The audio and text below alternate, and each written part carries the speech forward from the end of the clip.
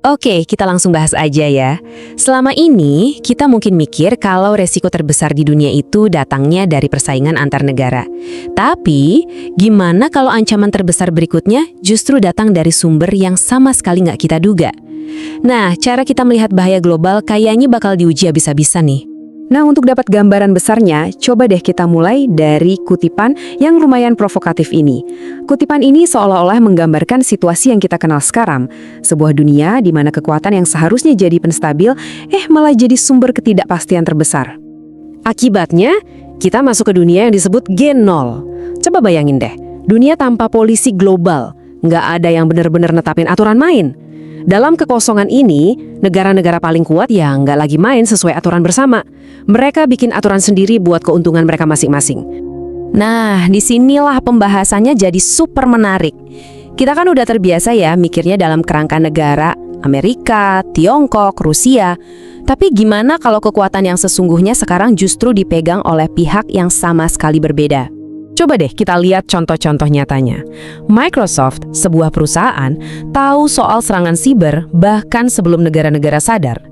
Terus, pertahanan sebuah negara, Ukraina, itu bergantung banget sama keputusan satu orang CEO, Elon Musk, buat nyediain Starlink.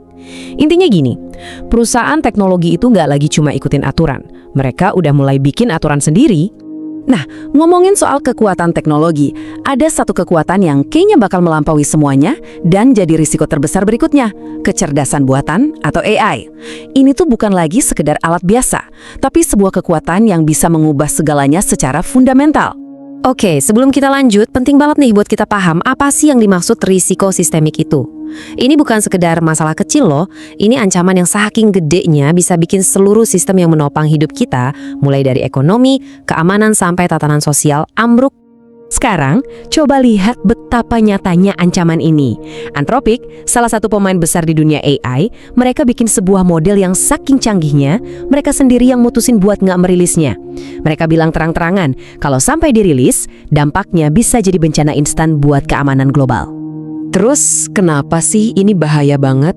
Bayangin aja ada sebuah alat yang bisa ngehack apapun. Sistem bank kamu, jaringan listrik yang nerangin kota, semua infrastruktur penting. Model ini bisa nemuin setiap celah keamanan dan manfaatin itu. Ini tuh ibaratnya senjata siber paling pamungkas. Ancaman dari AI itu ternyata nggak cuma soal teknis loh. Kekuatan sebesar ini sudah pasti bakal memicu konsekuensi sosial dan politik yang besar banget. Yuk kita lihat gimana reaksi masyarakat terhadapnya. Di sini kita bisa lihat ada perpecahan yang tajam banget secara global. Di negara-negara berkembang, AI itu dilihat sebagai peluang besar. Tapi di negara maju kayak Amerika dan Eropa, ceritanya beda. Di sana yang dominan itu rasa takut, terutama takut kehilangan pekerjaan. Kutipan ini, bener-bener ngegambarin apa yang bakal terjadi selanjutnya. Dulu, gelombang populisme itu digerakin sama para pekerja pabrik. Nah, gelombang berikutnya, kata Bremer, bakal datang dari para profesional, para pekerja kantoran, orang-orang berpendidikan tinggi yang tiba-tiba merasa pekerjaan mereka terancam oleh AI. Ini dinamika politik yang benar-benar baru. Oke, kita udah tahu resikonya. Terus pertanyaannya, apa yang bisa kita lakukan? Gimana caranya kita mengarahkan kekuatan yang dahsyat ini ke arah yang positif? Nah, ini ada beberapa langkah konstruktif yang diusulkan. Ian Bremmer ini ngusulin 3 langkah yang jelas banget. Pertama, 2 raksasa AI, Amerika dan Tiongkok, harus duduk bareng buat bikin aturan main, mirip kayak waktu mereka ngatur senjata nuklir.